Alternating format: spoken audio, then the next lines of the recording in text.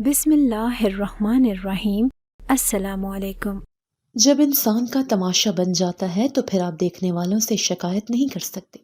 میرے ساتھ بھی یہی ہو رہا تھا۔ ہم لوگ سعودی عرب میں مدینہ ایئرپورٹ پر کھڑے تھے، عمرہ کرنے کے لیے آئے تھے۔ اب ہمارے واپس جانے کا وقت تھا جب میرے شوہر نے وہاں پر کھڑے سارے لوگوں کے سامنے مجھے اونچی آواز میں ایک ایسی بات کہہ دی کہ سب لوگ کھڑے ہو کر ہمیں دیکھنے لگے۔ لوگ حیران رہ گئے، کچھ لوگوں نے تو ویڈیو بھی بنانی شروع کر دی تھی۔ میں حیران تھی کہ میرا شوہر جو مجھے یہاں تک لایا تھا وہ برا انسان تو نہیں تھا، تبھی تو یہاں تک لایا تھا، لیکن اب اس نے یہ کیا کہہ دیا۔ اس کی بات نے مجھے نظریں جھکا کر کھڑے ہونے پر مجبور کر دیا۔ تھوڑی دیر کے بعد مجھے چکر آ گئے۔ جب ہوش آیا تو سب لوگ میرے آس پاس کھڑے تھے اور میرا شوہر وہاں پہ نہیں تھا۔ میں نے کہا کہ میرا شوہر کہاں گیا؟ تو کہنے لگے کہ وہ جو کہہ رہا تھا اس نے کر دیا اور اس کے بعد وہ چلا گیا۔ میں نے جیسے ہی نیچے دیکھا میرا نام زلیخا ہے اور میری عمر کچھ زیادہ نہیں تھی، لیکن میری زندگی میں غم بہت تھے۔ میں نہیں جانتی کہ میں نے کون سا ایسا جرم کیا تھا جس کی سزا مجھے روز ملتی تھی۔ شاید یہی کہ میں اپنی خالہ کے گھر پلی بڑھی، ماں باپ کی سائے کے بغیر، یا شاید یہ کہ میرے سر پر کوئی ایسا ہاتھ نہ تھا جو میری ڈھال بن سکتا۔ میرا نام زلیخا ہے اور میں نے اپنی زندگی کے وہ سال گزارے ہیں جو شاید کسی کی بھی زندگی کا سب سے حسین وقت ہوتے ہیں، مگر میرے لیے وہ سب سے تکلیف دہ تھے۔ میری شادی جوائنٹ فیملی میں ہوئی تھی۔ میں نے کبھی نہیں سوچا تھا کہ جس گھر کو میں اپنا نیا مسکن سمجھ کر آ رہی ہوں وہ میرے لیے قید خانہ بن جائے گا۔ میرے شوہر غفور ایک سادہ طبیعت کے انسان تھے، مگر اتنے کمزور کہ اپنے ماں باپ کے سامنے کبھی زبان نہ کھول سکے۔ ان کے لیے ماں باپ کی ہر بات قانون تھی اور میں تو بس ایک سایہ تھی جو ان کے پیچھے پیچھے چلتی رہی بغیر کسی حیثیت کے۔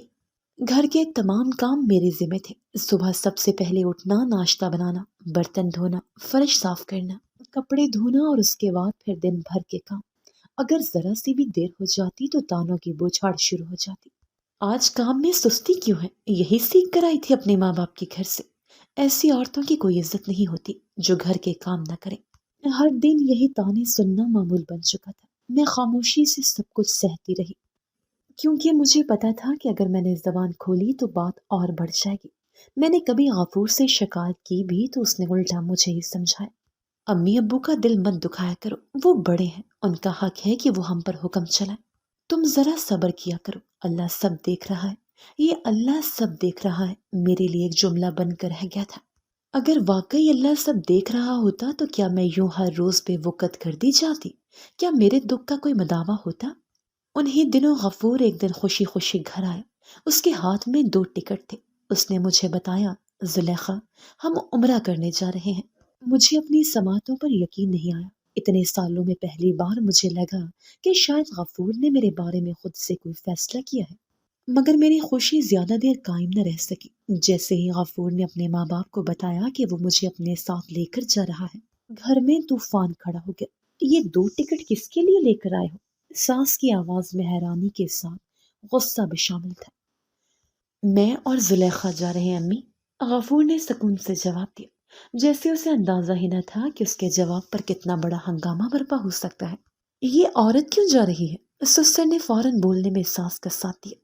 ہم نے پہلے بھی عمرہ اور حج کر رکھا ہے، ہمیں معلوم ہے کہ وہاں جانا صرف عبادت کے لیے ہوتا ہے، نہ کہ بیویوں کو گھمانے کے لیے۔ ساس نے بھی فوراً ساتھ دیا۔ یہ لڑکی کیوں تمہارے ساتھ جائے گی؟ تم نے تو پہلے کبھی ہمیں بھی ساتھ لے جانے کی پیشکش نہیں کی، اور اب اس عورت کے بغیر رہ نہیں سکتے۔ مجھے لگا کہ میں کوئی بے حیثیت چیز ہوں جس کے وجود کا فیصلہ کوئی دوسرا کرے گا۔ میرا کوئی حق نہیں، نہ اپنی زندگی پر نہ اپنے فیصلوں پر۔ میرا دل زور زور سے دھڑکنے لگا۔ میں نے غفور کی طرف دیکھا، امید تھی کہ وہ کچھ کہے گا، میرا ساتھ دے گا، مگر وہ چپ رہا۔ وہ ہمیشہ کی طرح اپنے ماں باپ کے فیصلوں میں قید ہو گیا۔ امی ابو، بس میں نے سوچا کہ اس بار زلیخا کو لے جاؤں۔ اس کی آواز میں بے بسی تھی، جیسے وہ اپنی ہی خریدی ہوئی ٹکٹوں کا جواز پیش کر رہا ہو۔ یہ عورت اگر یہاں رہی تو ہم دیکھ لیں گے اسے۔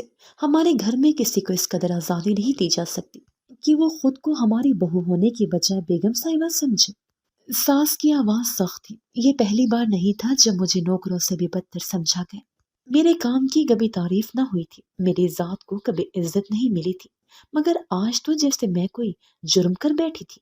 میں نے تو خود سے بھی کبھی کچھ نہیں مانگا تھا، کبھی کوئی خواہش ظاہر نہیں کی تھی، اور جب میرے شوہر نے ایک نیکی کا فیصلہ کیا تو وہ بھی میری ذات پر سوالیہ نشان بن کر رہ گیا۔ گھر میں کئی دن تک کھنچاؤ رہا، مجھ پر ہر وقت نظر رکھی جاتی، جیسے میں کوئی گناہ کرنے والی ہوں۔ اگر میں چپ رہتی تو کہا جاتا کہ میں شوہر کو ورغلا رہی ہوں، اگر میں بات کرتی تو کہا جاتا کہ میں زبان دراز ہو گئی ہوں۔ میں ایک ایسی زندگی گزار رہی تھی جس میں میرے وجود کی کوئی اہمیت نہیں تھی۔ مجھے کبھی کبھی اپنی خالہ یاد آتی، وہ بھی میری شادی کے 2 سال بعد اس دنیا سے چلی گئی تھی۔ شاید اگر وہ زندہ ہوتی تو میں ان کے پاس جا کر اپنی پریشانیاں کہہ سکتی، مگر اب میں تنہا تھی۔ میں نے سوچ لیا تھا کہ مجھے ظلم سہنا ہے، کیونکہ اس گھر میں میرے لیے کوئی اور راستہ نہیں تھا۔ یہی سوچتے ہوئے میں نے عمرے کے خواب کو دل سے نکال دیا، کیونکہ میں جانتی تھی کہ میری قسمت میں خواہشات نہیں، صرف برداشت لکھی ہے۔ لیکن اصل بات یہ تھی کہ میرے شوہر نے یہ ٹکٹ ایک قرآن اندازی میں جیتی تھی، جو اس کے آفس میں ہوئی تھی، اور اس ٹکٹ کے مطابق وہ اپنے ساتھ اپنی اہلیہ کو ہی لے جا سکتا تھا، یعنی کہ صرف اپنی بیوی کو۔ اس لیے ہمارے جانے کی تیاری ہونے لگی۔ میری ساس اور سسر کچھ نہ کر پائے۔ جب میرے شوہر نے 2 ٹوک انداز میں کہہ دیا کہ مجھے اس کے ساتھ جانا ہی ہے، تو میرے سسرال والوں کے چہروں پر غصے اور حیرت کے ملے جلے تاثرات نمایاں ہو گئے۔ شاید وہ کبھی سوچ بھی نہیں سکتے تھے کہ غفور میرے حق میں کوئی فیصلہ کرے گا۔ وہ ہمیشہ ان کے فیصلوں کے آگے خاموش رہتا تھا، مگر آج شاید پہلی بار اس نے اپنی بات منوانے کی کوشش کی تھی۔ یہ تم کیا کہہ رہے ہو غفور؟ ساس نے تیز لہجے میں کہا۔ یہ کیسے ہو سکتا ہے کہ ہم سب یہیں رہیں اور یہ عورت مزے سے عمرہ کرنے چلی جائے؟ گھر کے کام کون کرے گا؟ غفور نے گہری سانس لیا اور جیسے ضبط کرتے ہوئے کہا، امی، ہم کون سا ہمیشہ کے لیے جا رہے ہیں؟ کچھ دنوں کی بات ہے، پھر واپس آ جائیں گے، اور گھر کے کام تو آپ کی بیٹی بھی دیکھ سکتی ہے، یا آپ کوئی نوکرانی رکھ لیں۔ ساس کا چہرہ سرخ ہو گیا۔ یہ سب اس کے لیے ناقابل برداشت تھا۔ میرے ساتھ ہونے والی زیادتیوں میں وہ پیش پیش رہتی تھی، اور آج ان کی تمام محنت، تمام کوششیں ناکام ہو رہی تھی۔ میں خاموش رہی۔ ہمیشہ کی طرح میں نے اپنی زبان پر تالا لگا لیا تھا، کیونکہ میں جانتی تھی کہ اگر میں کچھ بولی تو معاملہ اور بگڑ جائے گا۔ میں نے دل ہی دل میں اللہ کا شکر ادا کیا کہ غفور نے آج میرے لیے کچھ کہا، چاہے وہ اپنے مفاد میں ہی کیوں نہ ہو۔ رات میں جب بھی اپنے کپڑے سمیٹ رہی تھی تو غفور میرے پاس آ کر کھڑا ہو گیا۔ اس کی آنکھوں میں عجیب سا تاثر تھا، جیسے وہ کچھ کہنا چاہتا ہو مگر الفاظ نہ مل رہے ہوں۔ میں نے کام میں مصروف رہنے کی کوشش کی، لیکن وہ وہیں کھڑا رہا۔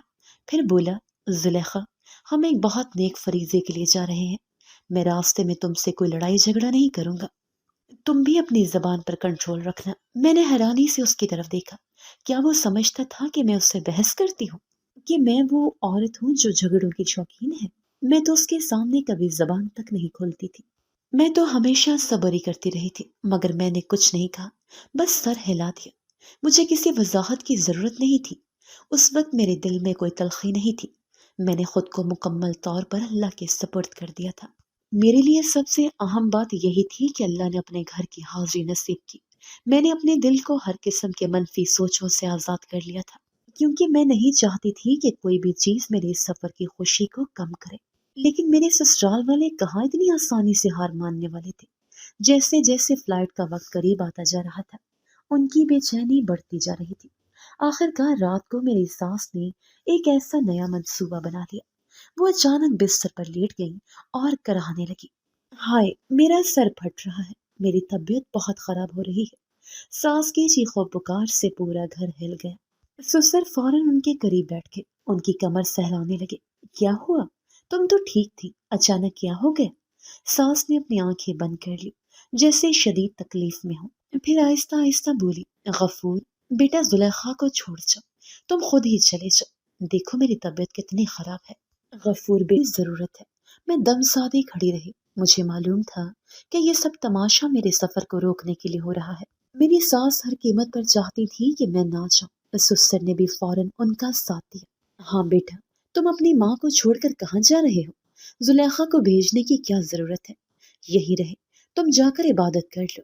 میری نند بھی آ گئی، وہ بھی اسی سازش کا حصہ تھی۔ بھائی، میں تو گھر کے کام کرنے کے لیے نہیں آ سکتی، ہمارے ہاں مہمان آ رہے ہیں، امی بیمار ہیں، گھر کے کام کون کرے گا؟ مجھے لگا کہ سب کچھ برباد ہو گیا۔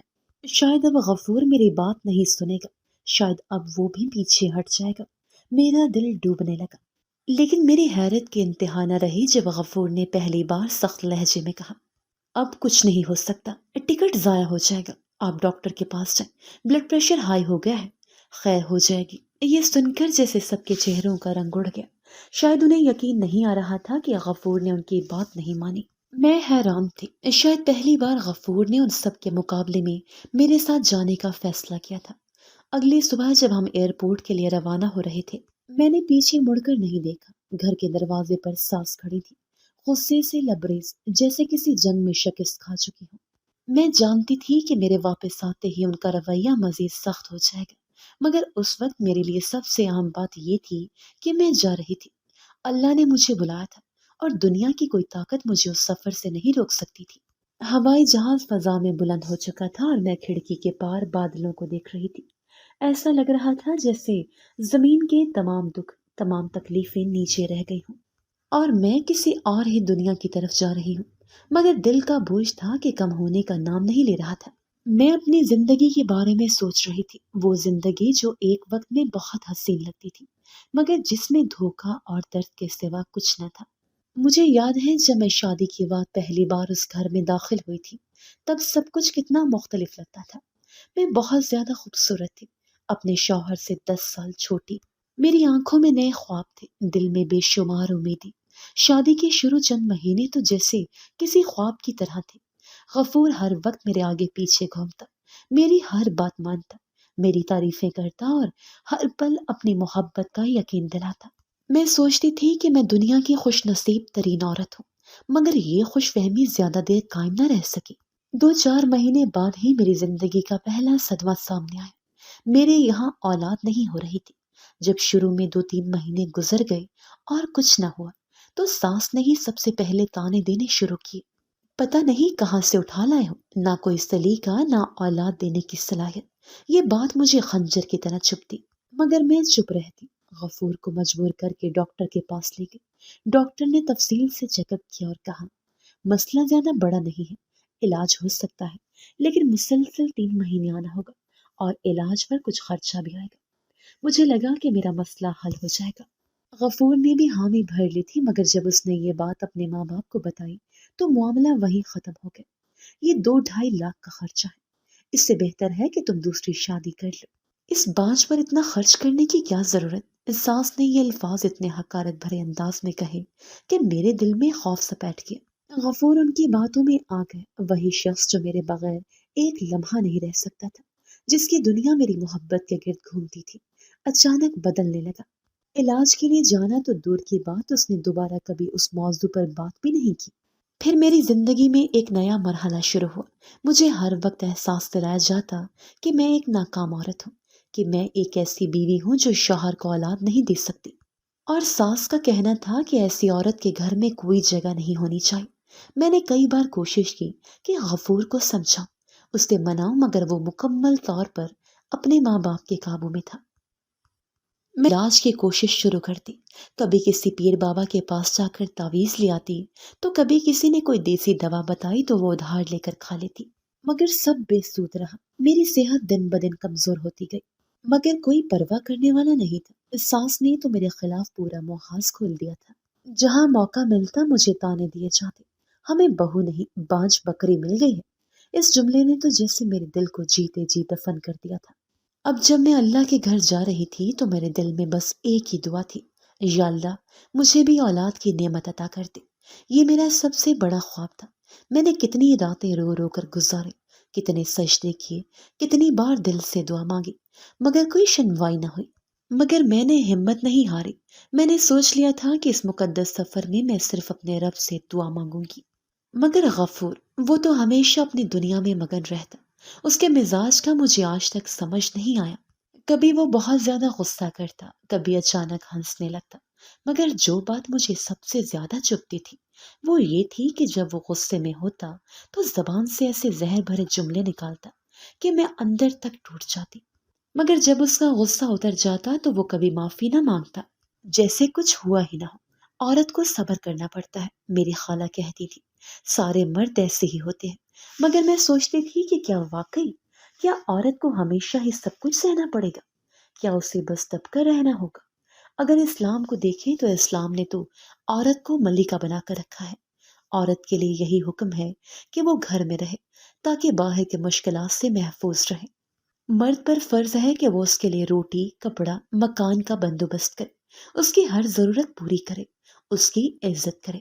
اگر ان اصولوں پر عمل کیا جائے تو عورت سے زیادہ خوش نصیب کوئی نہ ہو۔ مگر آج کے مردوں نے عورت کے لیے زندگی کو بھی بوجھ بنا دیا ہے۔ اب عورت کے لیے گھر قید خانہ بن گیا ہے۔ مرد سمجھتے ہیں کہ وہ جو چاہیں کریں، کوئی ان سے سوال نہ کرے گا۔ لیکن قیامت کے دن جب انصاف ہوگا تو وہ کیا کریں گے؟ یہی سوچ کر میں ہمیشہ چپ ہو جاتی تھی۔ میں جانتی تھی کہ دنیا میں مجھے انصاف نہیں ملے گا، مگر آخرت میں ضرور ملے گا۔ میں نے فیصلہ کیا تھا کہ میں اس سفر میں کسی سے بحث نہیں کروں گی، میں کسی بات پر غصہ نہیں کروں گی، کسی چیز کا شکوہ نہیں کروں گی۔ میں بس اپنے رب سے مانگوں گی، مگر غفور، وہ تو ہر لمحے اپنے ماں باپ سے رابطے میں تھا، فون پر مسلسل ان سے بات کر رہا تھا، جیسے ایک پل کے لیے بھی ان سے دور نہیں ہو سکتا۔ امی، ہم اب ہوائی اڈے پر پہنچ گئے ہیں۔ ہاں امی، جہاز میں بیٹھ چکا ہوں۔ امی، زلیخا کھڑکی سے باہر دیکھ رہی ہے، پتہ نہیں کیا سوچ رہی ہے۔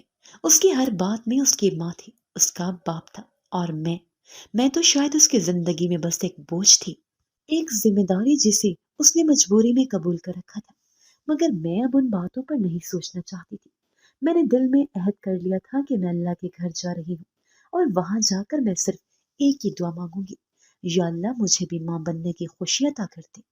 ابھی اس کے میسج اس کے گھر والوں تک نہیں پہنچ رہے تھے، لیکن وہ پھر بھی ایک ایک پل کی خبر دے رہا تھا، اور سوچ رہا تھا کہ جیسے ہی نیٹ کنیکٹ ہوگا تو اس کی ساری باتیں اس کے گھر والوں تک پہنچ جائیں گی۔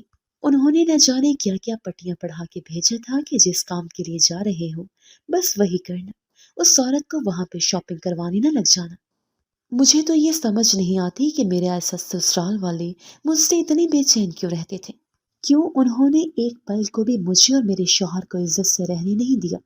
کیا ڈر تھا ان کو کہ میں ان کے بیٹے کو اپنا بنا لوں گی، کہ ان کا بیٹا اس قابل تھا کہ اسے اپنا بنایا جاتا؟ اگر میرے سسرال والے ہمارے سر پہ نہ بھی ہوتے تو میرا شوہر کون سا اچھا آدمی تھا۔ ہوٹل کا کمرہ پرسکون تھا، مگر میرے دل میں ایک طوفان برپا تھا۔ سفر کی تھکن بدن میں محسوس ہو رہی تھی، مگر ذہن میں گردش کرتی یادیں مجھے سکون نہیں لینے دے رہی تھی۔ میں بیڈ کے کنارے بیٹھی اپنے شوہر کو دیکھ رہی تھی، جو گہری نیند میں سو رہا تھا۔ اس کا چہرہ بالکل بے فکری کا اظہار کر رہا تھا، جیسے زندگی میں کوئی پریشانی ہی نہ ہو۔ میں نے ایک طویل سانس لی۔ میں ہمیشہ سے محبت کی طلبگار رہی تھی۔ میرے لیے محبت ہی سب کچھ تھی، نہ دولت کی خواہش تھی، نہ بڑے گھر یا مہنگی گاڑیوں کا خواب۔ بس ایک محبت کرنے والا شخص چاہتی تھی، جو مجھے سمجھے، میرے جذبات کو محسوس کرے، میرے درد کو اپنا جانے۔ میں نے ہمیشہ چاہا کہ میرا شوہر مجھے عزت دے، مجھے اپنا ہم سفر سمجھے، میرے دکھ درد کا ساتھی بنے۔ لیکن زندگی نے جو خواب دکھائے تھے وہ سب ایک ایک کر کے چکنا چور ہو گئے تھے۔ شادی کے ابتدائی چند مہینے یقیناً خوبصورت تھے۔ اس وقت غفور کے دل میں میرے لیے محبت تھی۔ وہ ہر وقت میرے قریب رہتا، میرا خیال رکھتا، میرے جذبات کو سمجھنے کی کوشش کرتا۔ میں نے اس کے ساتھ ایک مکمل زندگی کے خواب بن لیے تھے، مگر پھر وقت بدلا اور اس کے ساتھ وہ بھی بدل گیا۔ وہ اپنے ماں باپ کی پٹیوں پر چلنے لگا، ان کی ہر بات قانون بن گئی، اور میں کہیں پیچھے رہ گئی۔ وہ میرے خواہشات، میرے جذبات، میری امیدوں کو نظر انداز کرنے لگا۔ پہلے وہ مجھ سے وقت نکال کر بات کرتا تھا، لیکن اب اس کی گفتگو کا محور بس اس کے ماں باپ تھے۔ وہ ہر وقت انہی سے مشورہ کرتا، انہی کی بات سنتا، انہی کی مرضی کو مقدم رکھتا۔ کچھ عورتوں کے لیے یہ سب کچھ اہم نہیں ہوتا۔ وہ کہتی ہیں شوہر بس ہماری ضرورتیں پوری کرے، کھانے پینے کا خیال رکھے، اچھے کپڑے لا دے، تو یہی کافی ہے۔ ان کے نزدیک محبت کی کوئی حیثیت نہیں ہوتی۔ وہ اپنے رشتے کو بس ایک ذمہ داری سمجھتی ہیں، جس میں محبت ہو یا نہ ہو کوئی فرق نہیں پڑتا۔ لیکن میں ان عورتوں میں سے نہیں تھی۔ میرے لیے محبت سب سے بڑھ کر تھی۔ میں چاہتی تھی کہ میرا شوہر میرے جذبات کو سمجھے، میرے ساتھ جذباتی طور پر جڑا رہے، میری اہمیت کو تسلیم کرے، مگر مجھے محبت تو دور، عزت بھی نہیں ملی۔ یہ سوچتے سوچتے میری آنکھیں نم ہو گئی۔ میں نے اپنی آنکھیں بند کر لی، جیسے خود کو اس درد سے بچانے کی کوشش کر رہی ہوں جو اندر ہی اندر مجھے کھا رہا تھا۔ مجھے معلوم تھا کہ یہاں آ کر بھی کچھ نہیں بدلے گا۔ مجھے پتا تھا کہ غفور ضرور کسی نہ کسی بات پر مجھ سے جھگڑا کرے گا، کوئی نہ کوئی بہانہ ڈھونڈے گا میری خامیاں نکالنے کا۔ لیکن میں دعا کر رہی تھی کہ ایسا نہ ہو، میں دعا کر رہی تھی کہ کم از کم اس مقدس سفر میں وہ مجھے سکون سے رہنے دے۔ مگر دعا قبول ہوتی بھی تھی یا نہیں، اس کا فیصلہ تو وقت نے کرنا تھا۔ مجھے اچھی طرح یاد تھا کہ شادی کے بعد ہم کبھی بھی میاں بیوی کے طور پر اکیلے کہیں نہیں گئے تھے۔ جب بھی کسی جگہ جانا ہوتا میرے ساس سسر ضرور ہمارے ساتھ ہوتے۔ میں نے ہمیشہ یہی چاہا تھا کہ میرا شوہر اور میں کبھی اکیلے کہیں جائیں، ایک دوسرے کے ساتھ وقت گزارے، اپنے رشتے کو بہتر بنانے کی کوشش کریں، لیکن ایسا کبھی نہیں ہوا۔ شادی کے بعد جب پہلی بار ہم سیر کے لیے گئے تب بھی میرے سسرال والے ہمارے ساتھ تھے۔ میں نے تب بھی کوئی شکایت نہیں کی، یہ سوچ کر کہ شاید یہی ہمارا طریقہ ہے، شاید یہی ہمارے نصیب میں لکھا ہے۔ کوئی دعوت ہوتی، شادی کی تقریب ہوتی یا کہیں جانا ہوتا، ہم دونوں کبھی اکیلے نہ جاتے۔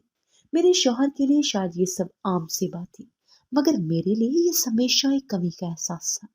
اور آج اتنے سالوں بعد پہلی بار ہم دونوں ایک لمبے سفر پر آئے تھے، وہ بھی اکیلے۔ مگر اب میرے دل کی دنیا ویران ہو چکی تھی، اب کوئی خوشی باقی تھی۔ جو خواہش پہلے پوری نہ ہونے پر تڑپایا کرتی تھی، اب وہی خواہش پوری ہونے کے باوجود بے معنی لگ رہی تھی۔ ہمارے درمیان محبت کی جو چنگاری کبھی جلتی تھی وہ کب کی بجھ چکی تھی۔ اب نہ وہ مجھے دیکھ کر مسکراتا تھا، نہ وہ مجھے دیکھ کر باتیں کرتا تھا، اور نہ ہی میری خوشیوں کا خیال رکھتا تھا۔ ہماری آمد کے چند گھنٹوں بعد ہی فون کے سگنلز بحال ہو چکے تھے، اور جیسے ہی فون کریکٹ ہوا میرے ساس سسر نے میرے شوہر کے کان بھرنے شروع کر دیے۔ میں محسوس کر سکتی تھی کہ وہ ہر لمحہ ان کے زیر اثر آ رہا تھا، جیسے وہ وہاں موجود نہ ہو کر بھی ہماری زندگی کو کنٹرول کر رہے تھے۔ اور پھر وہی ہوا جس کا مجھے ڈر تھا۔ وہ ایک مقدس جگہ تھی جہاں میں اپنی دعا میں کھو جانا چاہتی تھی، جہاں میں اپنے رب کے قریب ہونا چاہتی تھی، مگر میرے شوہر نے وہیں پر بھی مجھ سے لڑائی جھگڑا شروع کر دیا۔ مجھے یوں لگا جیسے وہ میری زندگی میں ایک سانس بھی خوشی سے لینے دینا نہیں چاہتا۔ میں ایک کونے میں جا کر بیٹھ گئی، میری آنکھوں میں آنسو بہنے لگے اور میں خود کو بے حد تنہا محسوس کرنے لگی۔ اچانک ایک نرم ہاتھ میرے سر پر آیا، میں نے نظر اٹھا کر دیکھا، ایک باوقار عورت میرے سامنے کھڑی تھی۔ اس نے سیاہ نقاب کیا ہوا تھا، مگر اس کی آنکھوں میں اپنائیت اور محبت تھی۔ اس نے انتہائی شفقت سے میرے سر پر ہاتھ پھیرا اور دھیمے لہجے میں بولی، بیٹی یہاں بھی رو رہی ہو؟ میں نے اپنے آنسو پوंچھنے کی کوشش کی مگر وہ تھمنے کا نام نہیں لے رہے تھے۔ کیا کروں ماں جی، میری قسمت ہی ایسی ہے، میں نے بھرائی ہوئی آواز میں جواب دیا۔ وہ مسکرا کر کہنے لگی، دعا کرو، سب ٹھیک ہو جائے گا، جب سے آئی ہوں تب سے دعا ہی کر رہی ہوں۔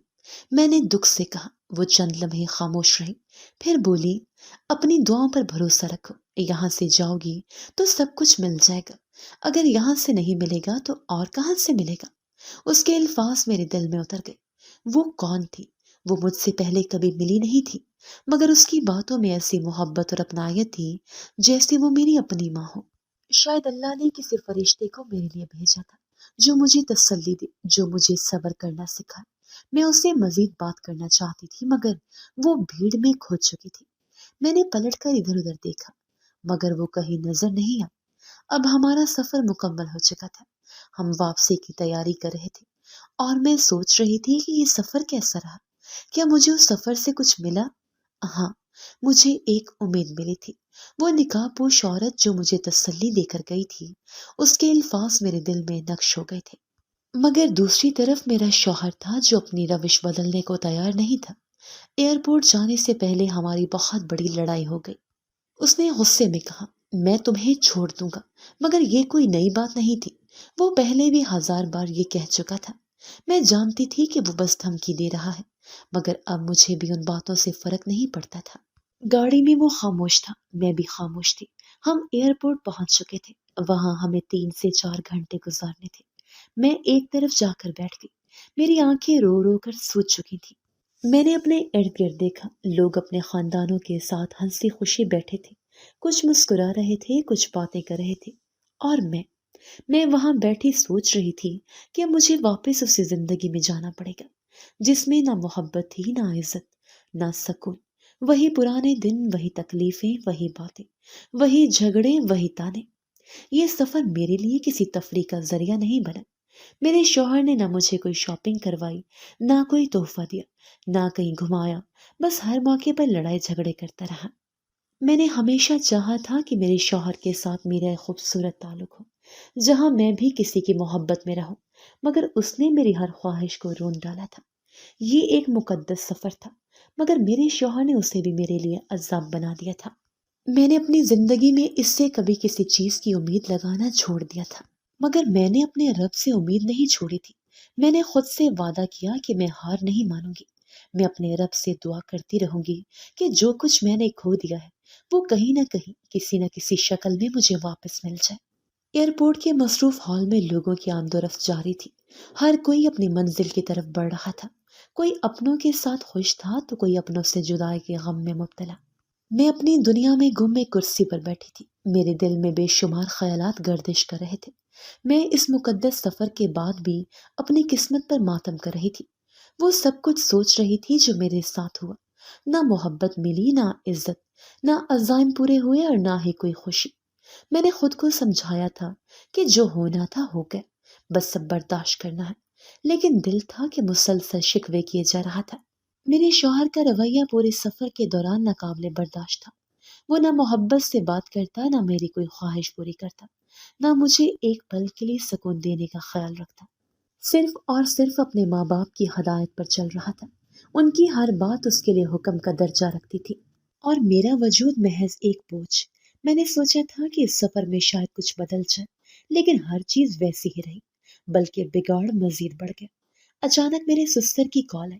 میرے شوہر نے فون کان سے لگایا اور مجھ سے دور جا کر باتیں کرنے لگا۔ میں خاموشی سے اسے دیکھ رہی تھی۔ پہلے تو اس کے چہرے پر حیرانی کے آثار نظر آئے، پھر وہ غصے میں کچھ کہنے لگا۔ میں نے کانپتے دل کے ساتھ اندازہ لگایا کہ شاید میری ساس نے کوئی نئی چال چلی ہے۔ مجھے نہیں معلوم تھا کہ اس بار وہ میرے خلاف کیا کہانی گھڑ چکی ہے، لیکن میں نے محسوس کیا کہ کچھ برا ہونے والا ہے۔ فون پر بات کرتے ہوئے میرے شوہر کی آنکھوں میں شعلے بھڑکنے لگے۔ وہ مسلسل مجھے دیکھ رہا تھا، جیسے میرے بارے میں کوئی خوفناک خبر سن رہا ہو۔ میری سانسیں رکنے لگی۔ میں نے اپنی انگلیاں مروڑتے ہوئے دعا کی کہ کچھ غلط نہ ہو، لیکن دعا قبول نہ ہوئی۔ وہ جیسے ہی فون بند کر کے میری طرف بڑھا، میں نے اس کے چہرے پر وہی وحشیانہ تاثرات دیکھے جو اکثر اس کے ماں باپ کے ساتھ بات کرنے کے بعد ابھرتے تھے۔ میرے قریب آتے ہی اس نے زور سے مجھے تھپڑ دے مارا۔ ایک لمحے کے لیے مجھے سمجھ نہیں آیا کہ میرے ساتھ کیا ہوا ہے۔ ارد گرد کے لوگ چونک گئے، کچھ لوگ ہماری طرف دیکھنے لگے۔ میرے کانوں میں شور سا گونجنے لگا۔ میں نے کانپتی ہوئی آواز میں کہا، یہ کیا کر رہے ہیں آپ؟ کیا ہو گیا ہے؟ میرے شوہر نے غصے میں چیختے ہوئے کہا، تم نے میرے ماں باپ کو فون کر کے کیا کہا؟ تم نے انہیں دھمکی دی ہے۔ تم نے کہا ہے کہ تم مجھے اپنے اشاروں پر نچاؤ گی۔ تم نے کہا کہ تم جیت گئی ہو۔ میں حیران رہ گئی۔ میں نے ایسا کچھ نہیں کہا تھا۔ میں نے تو کسی کو فون ہی نہیں کیا تھا۔ میں نے صفائی دینے کی کوشش کی۔ میں نے ایسا کچھ بھی نہیں کہا۔ مجھے نہیں معلوم آپ کو یہ سب کس نے کہا، لیکن یہ سب جھوٹ ہے۔ وہ غصے سے میری طرف جھکا اور دانت پیس کر بولا، میرے ماں باپ جھوٹ نہیں بول سکتے، تم جھوٹ بول رہی ہو۔ میری آنکھوں سے آنسو بہنے لگے۔ میں نے بے بسی سے ارد گرد دیکھا۔ لوگ ہمیں دیکھ رہے تھے، کچھ سرگوشیاں کر رہے تھے، لیکن کوئی کچھ نہیں کہہ رہا تھا۔ لیکن کوئی التجا میں نے پھر کی، اللہ کے واسطے مجھ پر یقین کرے، یہ سب آپ کی ماں نے کیا ہے۔ وہ ہمیشہ ہمارے درمیان غلط فہمیاں پیدا کرتی ہیں۔ لیکن میرے شوہر پر تو جیسے شیطان سوار تھا۔ وہ دھاڑا، بس بہت ہو گیا، میں تمہیں طلاق دیتا ہوں۔ مجھے لگا جیسے میرے دل پر کسی نے چاقو مار دیا ہو۔ میں سکتے میں آ گئی۔ میری آنکھیں حیرت سے پھیل گئی۔ مجھے اپنے کانوں پر یقین نہیں آیا، لیکن وہ رکا نہیں۔ اس نے دوبارہ کہا، میں تمہیں طلاق دیتا ہوں۔ میرے ہاتھ لرزنے لگے، آنسو میرے رخسار پر بہنے لگے، میرے دل کی دھڑکنیں بے ترتیب ہو گئی۔ میں نے اس کی طرف دیکھا، شاید وہ مذاق کر رہا ہو، شاید وہ بس غصے میں ہو اور بعد میں اپنی بات واپس لے لے، لیکن اس نے تیسری بار کہا، میں تمہیں طلاق دیتا ہوں۔ یہ الفاظ میرے کانوں میں قیامت کی طرح گونجے۔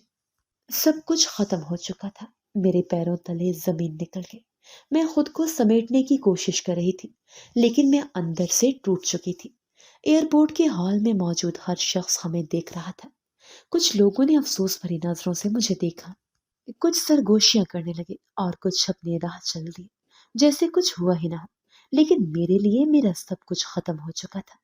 میرے شوہر نے جیسے ہی آخری جملہ کہا، وہ غصے سے پلٹا اور اپنا بیگ اٹھا کر چلا گیا، جیسے میں کوئی غیر تھی، جیسے میں اس کی زندگی کا حصہ کبھی تھی ہی نہیں۔ میں ہل کر رہ گئی۔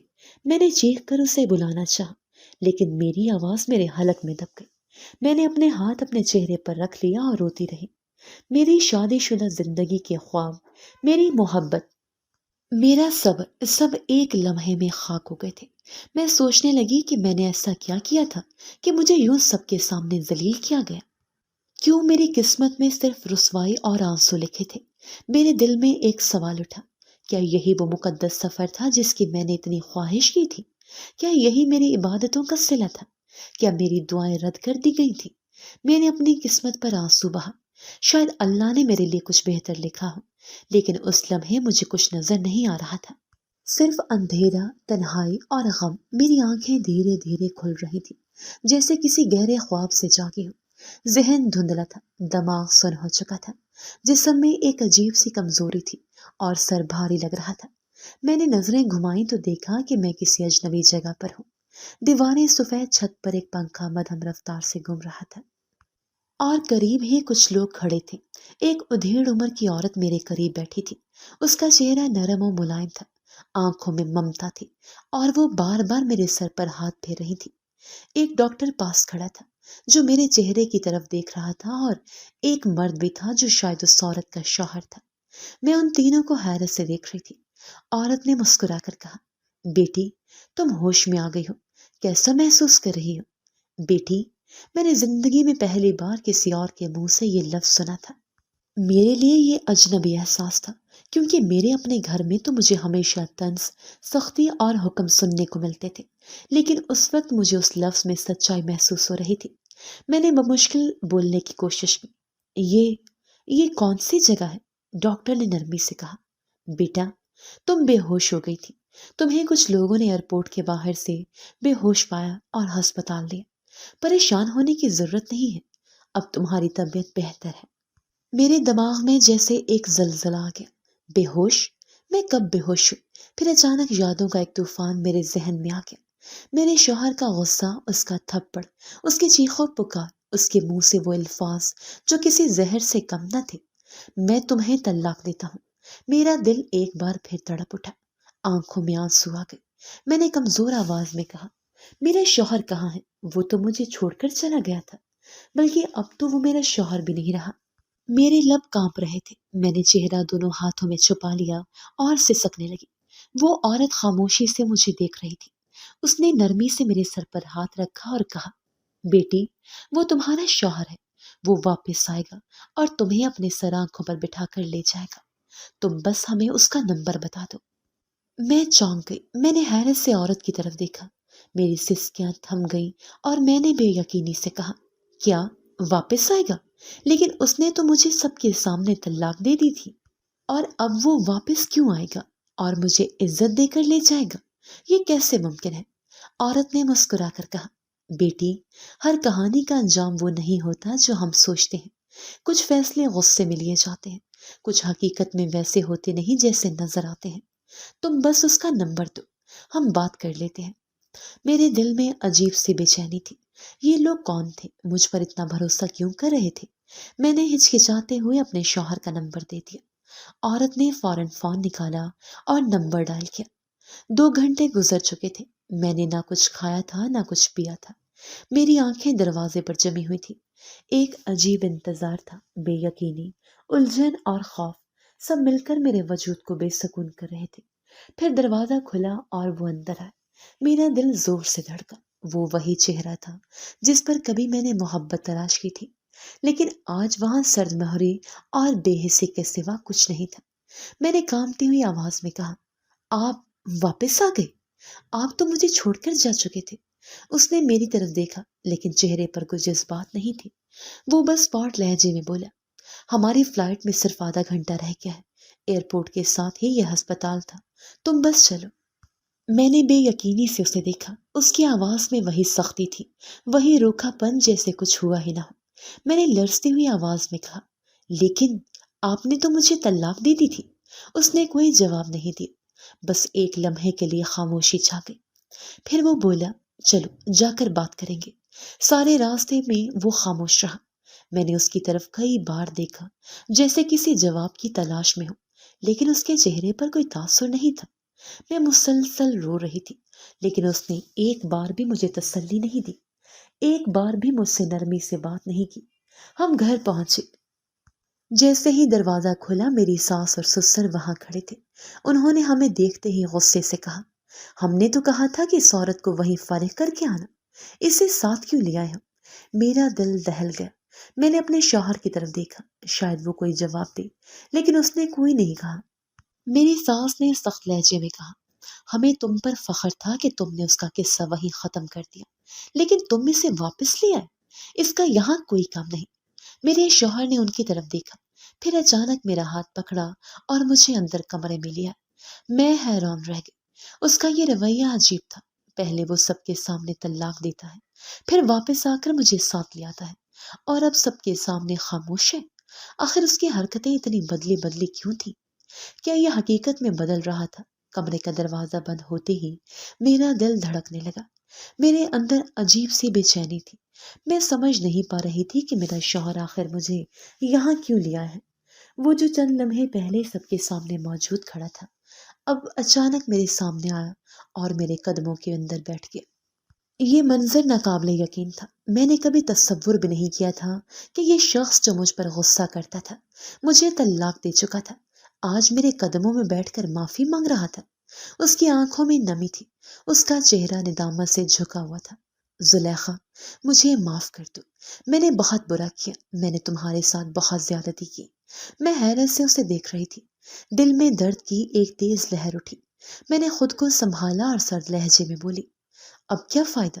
آپ نے مجھے اپنی زندگی سے نکال دیا تھا، سب کے سامنے ذلیل کیا، چھوڑ دیا، اب معافی کا کیا مطلب؟ میرے الفاظ سن کر وہ مزید ٹوٹ گیا، اس کی آنکھوں سے آنسو گرنے لگے۔ وہ میرے ہاتھوں کو تھامتے ہوئے کہنے لگا، ہاں، میں نے تمہیں اپنی زندگی سے نکال دیا تھا، لیکن قسمت کو کچھ اور ہی منظور تھا۔ جب تم بے ہوش ہو کر ہسپتال پہنچی تو ڈاکٹر نے ایک ایسا انکشاف کیا جس نے میری زندگی ہی بدل دی۔ میں نے الجھن سے اسے دیکھا، میرے اندر اس طرح پڑھنے لگا، کیا انکشاف؟ اس نے میری آنکھوں میں دیکھتے ہوئے کہا، زلیخا، تم ماں بننے والی ہو، تمہارا دوسرا مہینہ چل رہا ہے، پورا وجود جیسے ساکت ہو گیا۔ یہ الفاظ میرے کانوں میں گونجنے لگے، ماں بننے والی ہوں؟ میں نے خود سے دہرایا۔ میری آنکھوں میں آنسو آ گئے، لیکن اس بار یہ خوشی کے آنسو تھے۔ میری دعا قبول ہو گئی تھی۔ میں نے کئی بار خدا کے حضور جھولی پھیلائی تھی کہ میری گود بھری ہو جائے، اور آج یہ خبر میرے سامنے تھی۔ میرے شوہر نے میرا ہاتھ مضبوطی سے پکڑا اور کہا، زلیخا، اللہ نے ہمارا رشتہ بچا لیا ہے۔ شریعت کے مطابق حاملہ عورت کو دی گئی طلاق واقع نہیں ہوتی۔ اس کا مطلب ہے کہ ہمارا رشتہ آج بھی قائم ہے۔ میں نے چاہا تھا کہ تمہیں چھوڑ دوں، لیکن اللہ نے ہمارے درمیان ایک ایسا رشتہ باندھ دیا جو کبھی ختم نہیں ہو سکتا۔ ہماری آنے والی اولاد نے آنے سے پہلے ہی ہمیں دوبارہ جوڑ دیا۔ یہ سن کر میں اور زیادہ رو دی۔ دل میں شدید جذبات کا طوفان تھا۔ میں نے اپنے پیٹ پر ہاتھ رکھا اور سوچنے لگی، میرا بچہ، میرا اللہ، میری دعائیں قبول ہو گئی۔ میرا شوہر روتا رہا، زلیخا، میں نے تمہارے ساتھ جو کچھ کیا اس کی معافی کا کوئی حقدار نہیں ہوں۔ میں تمہیں کوئی بھی بہانہ نہیں دے سکتا، بس معافی مانگ سکتا ہوں۔ میں وعدہ کرتا ہوں کہ اب صرف تمہارا خیال رکھوں گا، تم ہی میری دنیا ہو، تم ہی میرا سب کچھ ہو۔ پلیز مجھے معاف کر دو۔ مجھے اس کی ندامت میں سچائی نظر آ رہی تھی۔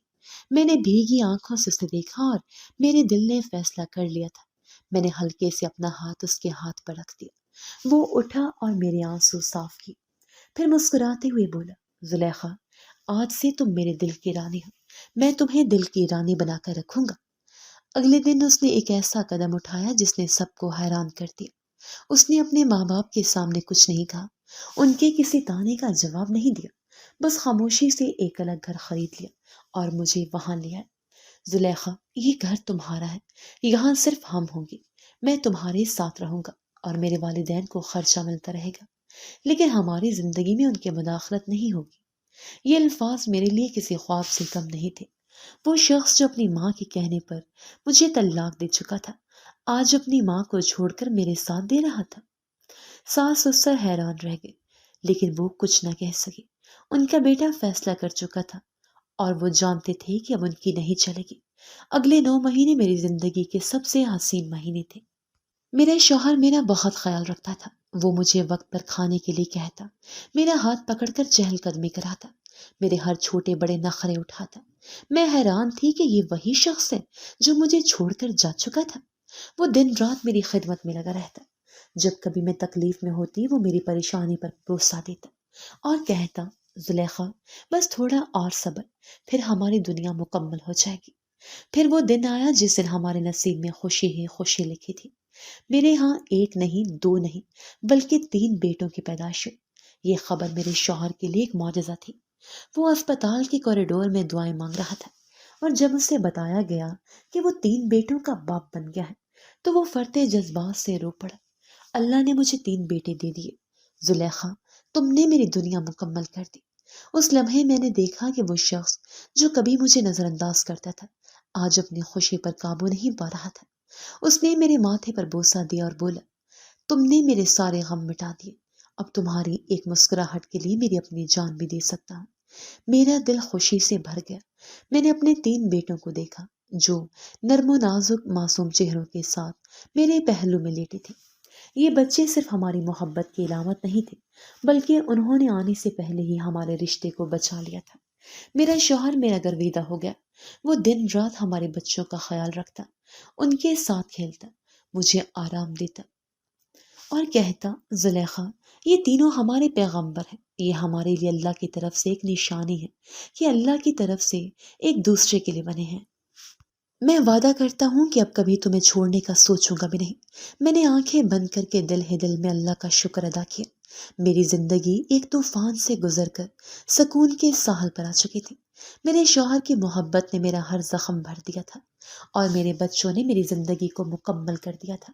میرے سامنے اب ایک نئی دنیا تھی جہاں محبت، خوشیاں اور سکون تھا۔ اللہ نے مجھے وہ سب کچھ دے دیا تھا جس کی میں نے دعا کی تھی اور میں جانتی تھی کہ یہ سب قسمت کا فیصلہ تھا۔